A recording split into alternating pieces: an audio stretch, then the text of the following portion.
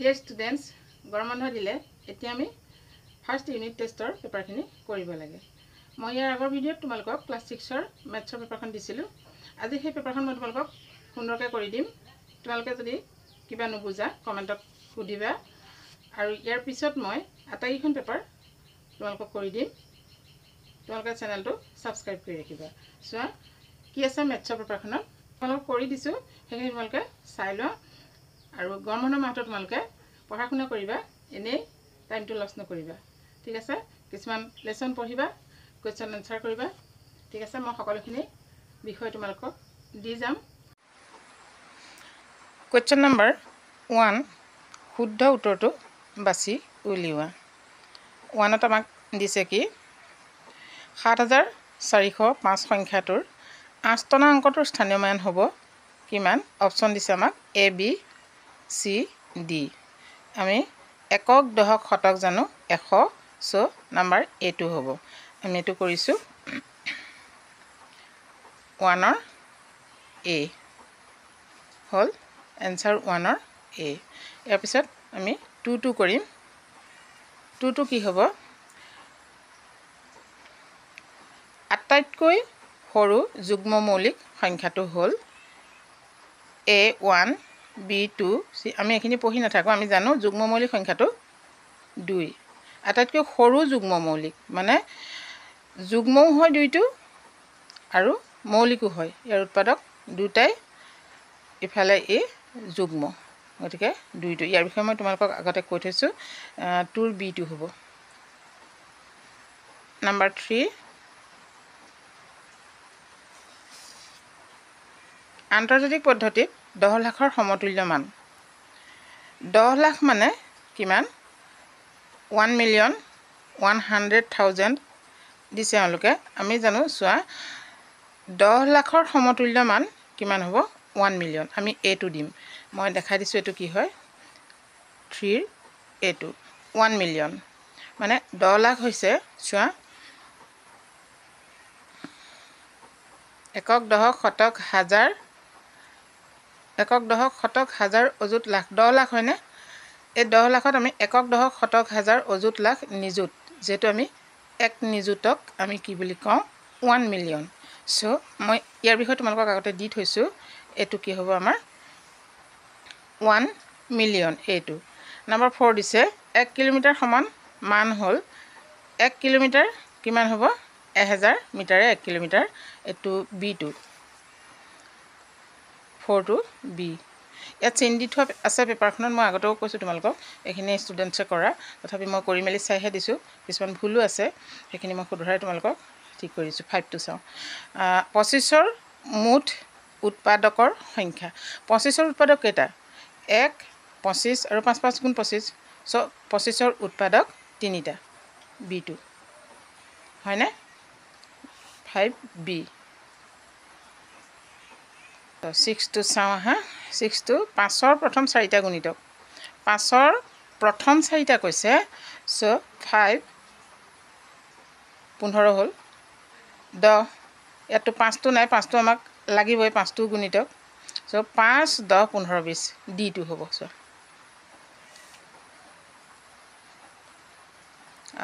6D হ'ল। এতিয়া 6 আৰু 9ৰ সাধাৰণ উৎপাদক। 6 আৰু 9ৰ সাধাৰণ উৎপাদক মানে যিটো উৎপাদক দুইটাতে থাকিব লাগিব। চ' 3 হ'ব। গতিকে আমি 7টো C দিম। 7টো C। আৰু এইবিলাক মই তোমালোকক আগতেও বুজাই থৈছোঁ, চ' কৰিবলৈ সহজ হয়। ইয়াৰ পিছত 8টো ইয়াতে দুডাল গ'ল ন, 6, 7, 8। আমি 8টো কৰিম। এতিয়া 8টো কি কৈছে? তলৰ কোনটো পৰস্পৰ মৌলিক? পৰস্পৰ মৌলিকৰ বিষয়ে মই তোমালোকক বুজাই থৈছোঁ। চ' পৰস্পৰ মৌলিকৰ 3টা পইণ্টছ তোমালোকক দি থৈছোঁ, আগতে আমি চাই থৈছোঁ। চ' এতিয়া সেই বিষয়ে নাপাতোঁ।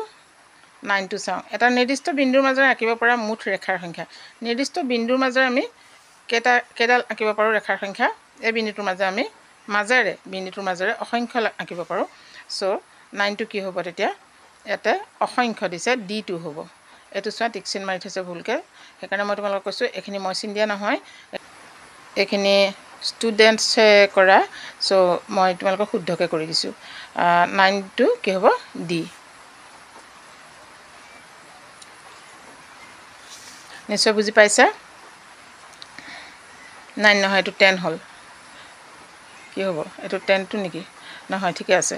10টো কি হ'ব চাওঁ আহা। 10টো কি কৈছে 78354 অংককেইটা লিখিব পৰা আটাইতকৈ সৰু সংখ্যাটো। সৰু সংখ্যাটো তোমালোকে একেবাৰে সৰু সংখ্যাটো ইয়াত বিচাৰি লোৱা। ফাৰ্ষ্ট টাইম 3 হয়নে? 34578 34578, চ' ইয়াতে C2 হ'ব, 10ৰ C2। এইখিনি তোমালোকে পাৰাই, তথাপি মই কৰি দিছোঁ। আৰু ইয়াৰ পিছৰ এতিয়া নাম্বাৰ 2টো চাওঁ আমি। কি কৈছে তলৰ সংখ্যাকেইটা আখৰেৰে লিখা। 31,025 লিখিবা তোমালোকে, এইটো মই নকৰোঁ আৰু এইফালৰ পৰা লিখি আহিবা একক, দশক, শতক, হাজাৰ, অযুত, লাখ। 7,56,349 লিখিবা তোমালোকে এইখিনি, এই দুটা মই নকৰোঁ আৰু। কুৱেশ্যন নম্বৰ 3 ৰোমান সংখ্যাত লিখা। A 225, আমি এইকেইটা ৰোমান সংখ্যাত লিখোঁ আহা। ছাইডত আমি আচপাৰি এনেকৈ কৰি ল'ব পাৰোঁ। 225 200 যোগ 20 যোগ 5, 200 কেনেকৈ C মানে 100, C দুটা দিলোঁ 200 হ'ল, যোগ 20 হ'লে আমাৰ দুটা 10 প্লাছ 5 হ'ল। এতিয়া C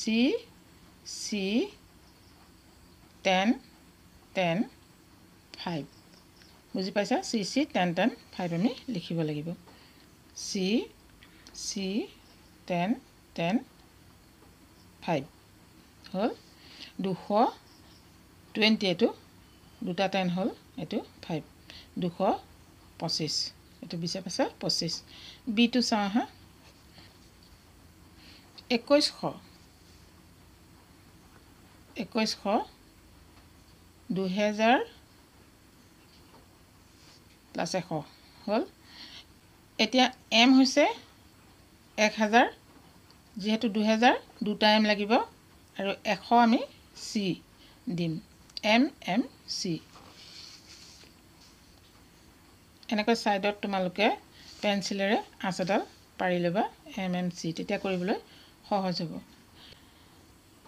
নম্বৰ 3 906 906 900 যোগ 6, 900 কেনেকৈ হ'ব?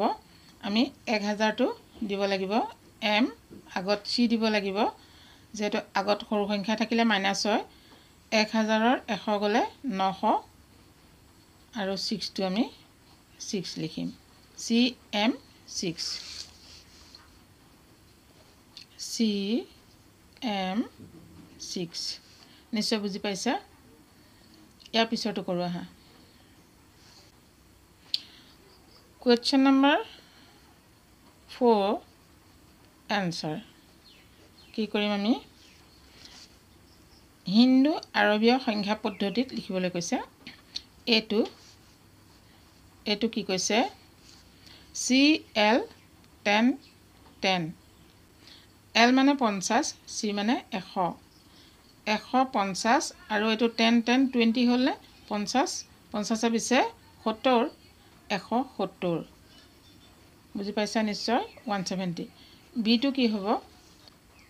M মানে 1000, C মানে 100, যিহেতু মাইনাছ হ'ব, 1000 100 গ'লে 900 হ'ল, 900 এইটো 9 900 এইটো 9 আমি লিখিলোঁ, 9 লিখিলোঁ, এইটো 900 হ'ল, এইটো 9 আৰু এইটো C মানে 100, এইটো 4। বিটো চোৱা, মই কৰি দেখাই দিছোঁ। C 100 Mটো 1000 আছে, চ' 1000 100 গ'লে 900 হ'ল, প্লাছ 10 আছে আৰু C আছে 100 100ৰ 10 গ'লে 90 হ'ল, প্লাছ 4 কিমান হ'ব? 994 994। ইয়াৰ পিছতো CDX C D x D মানে 500 500 100 গ'লে 400 400 এইটো 10 410 10 মানে 10 নিশ্চয় বুজি পাইছে ডি মানে 500 500 100 গ'লে 400 10 10 410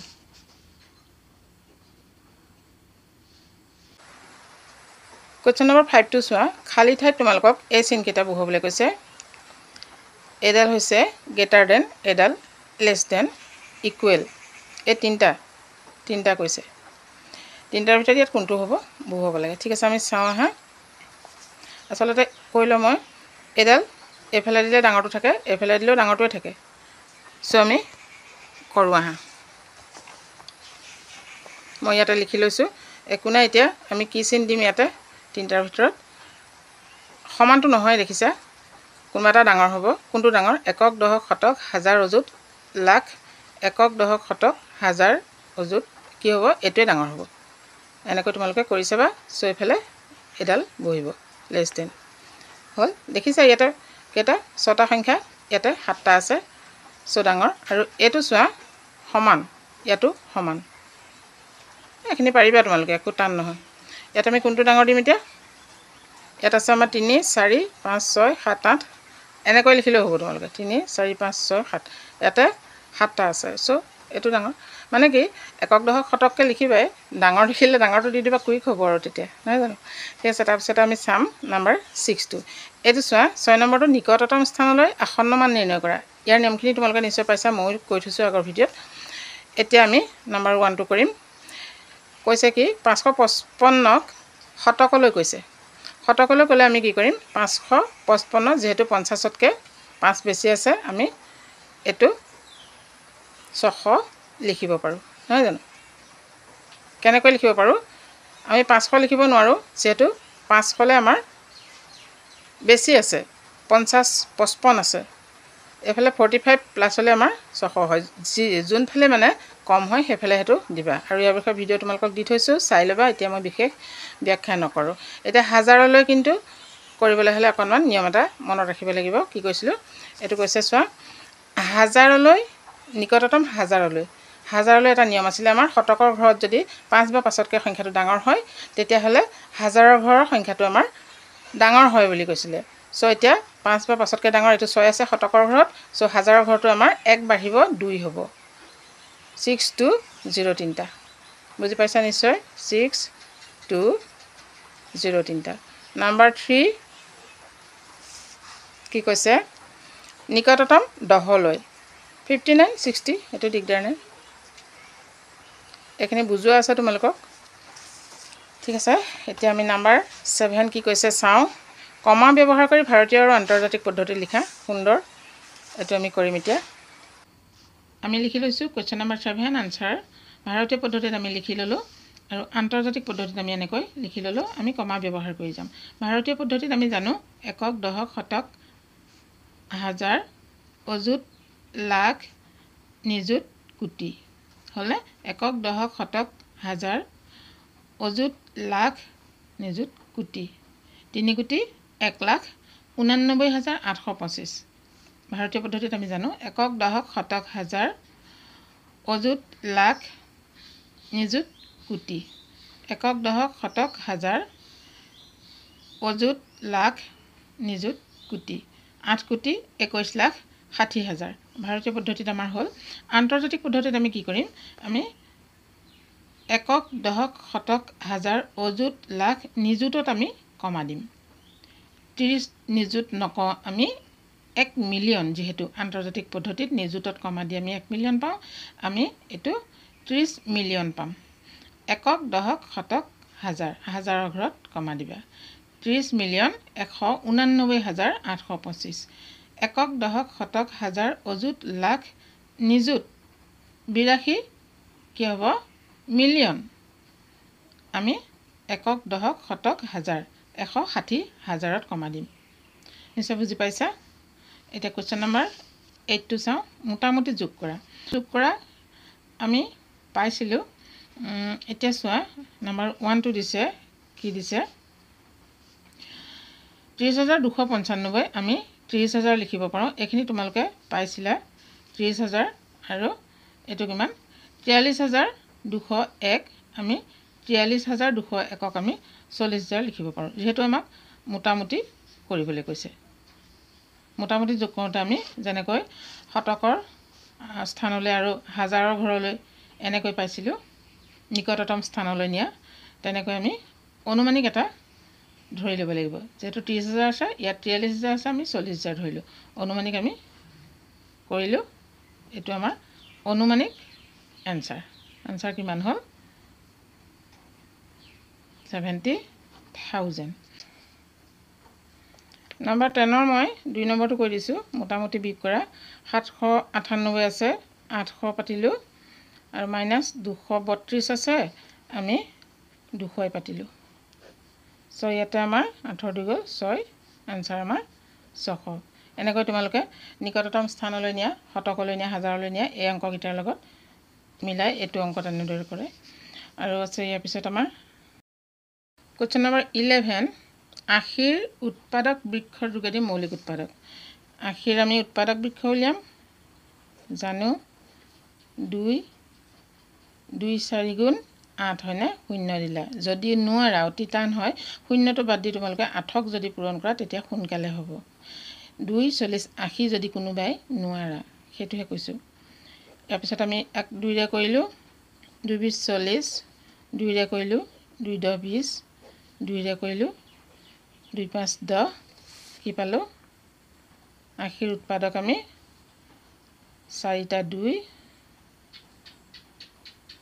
এটা 5 এইকেইটা হৈছে আখীৰ উৎপাদক আমি উৎপাদক বৃক্ষৰ সহায় লৈ আমি আখীৰ উৎপাদক উলিয়ালোঁ কোৱেশ্চন নম্বৰ 12 আমি কৰোঁ মণিখাই দোকানৰ পৰা 12 কেজি 250 গ্ৰাম চেনি ইয়াত লিখা 12 কেজি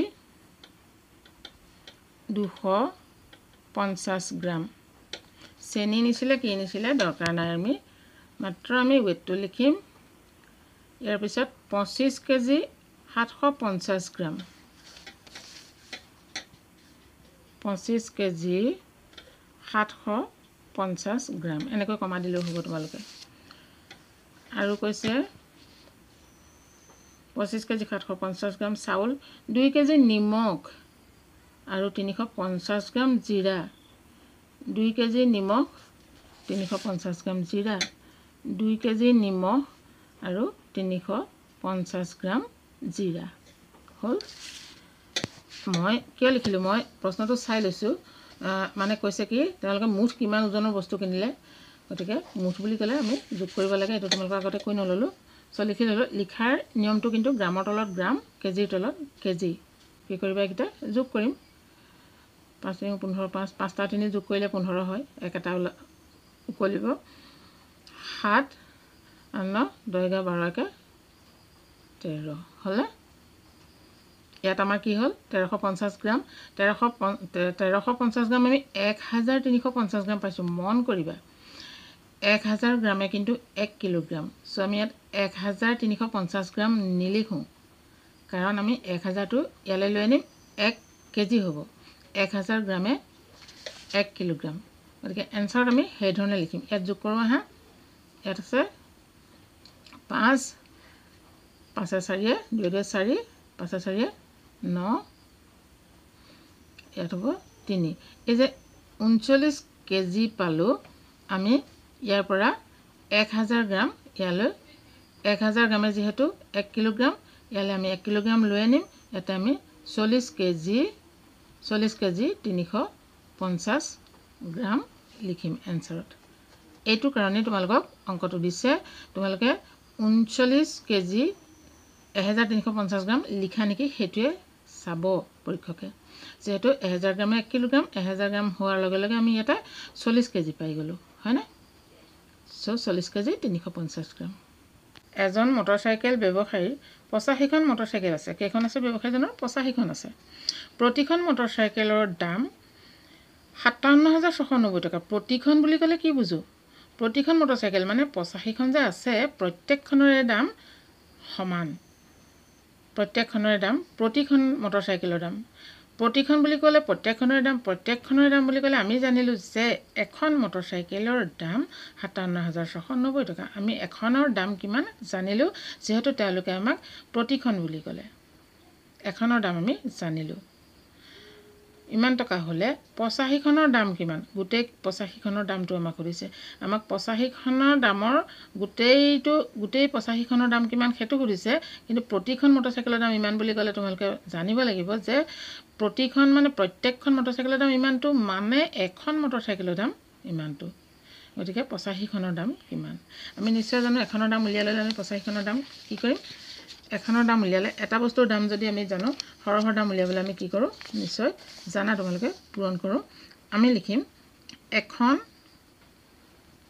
মটৰ চাইকেলৰ দাম, বা তোমালোকে এখনৰ দাম বুলি লিখিলে অংকটোত কোনো ভুল নহয়। এখন মটৰচাইকেলৰ দাম কিমান, ৫৭,৬৯০, ৫৭,৬৯০ টকা। এটাকে আমাক সুধিছে কিমান, ৮৫খনৰ দাম, ৮৫খন মটৰচাইকেলৰ দাম। এখনৰ দাম দিয়া থাকিলে আমি ৮৫খনৰ দাম উলিয়াবলৈ হ'লে আমি কি কৰিম, এখনৰ দামটোৰ লগত আমি কি কৰিম, ৮৫য়ে পূৰণ কৰিম, কৰি আমি ইয়াতে এনচাৰটো লিখি দিম, হৈ যাব। এতিয়া তোমালোকে পেঞ্চিল এডাল লৈ ইয়াতে এনেকৈ আঁচ এডাল পাৰি ল'বা, আৰু পেঞ্চিলেৰে ইয়াত ছাইডত তোমালোকে কৰিব পাৰা। ৫৫ ৭ ৩ এনচাৰ লিখা কিমান হ'ল, ৪ ৭ ৩ 4 7 3 3 6 5 3 6 5। তোমালোকৰ কাৰণে এইটো অকণমান দীঘল হ'লেও তোমালোকে 6ত এইটো কৰিব পাৰিব লাগে। একক দশক শতক হাজাৰ অযুত লাখ, কিমান হ'ল এনচাৰটো, ধুনীয়াকৈ এনচাৰটো লিখি দিবা। ৪৭,৩০,৬৫০ টকা। তোমালোকে দশমিক দি ০ দি টকা লিখি দিবা ধুনীয়াকৈ, বছ হৈ গ'ল। এইটো চোৱা, তোমালোকে কমা ব্যৱহাৰ কৰিবা, যিহেতু একক দশক তোমালোকে শিকিছা, চ' সেইটো কাৰণে এইটো অংকটো ধুনীয়াকৈ কৰি দিবা, ঠিক আছে। ভিডিঅ'টো কেনে পালা জনাবা, কমেণ্ট দিবা, ছাবস্ক্ৰাইব কৰিবা। তোমালোকে কমেণ্ট দিলে মোৰ ভাল লাগে। নেক্সট ভিডিঅ'ত লগ পাম, থেংক ইউ।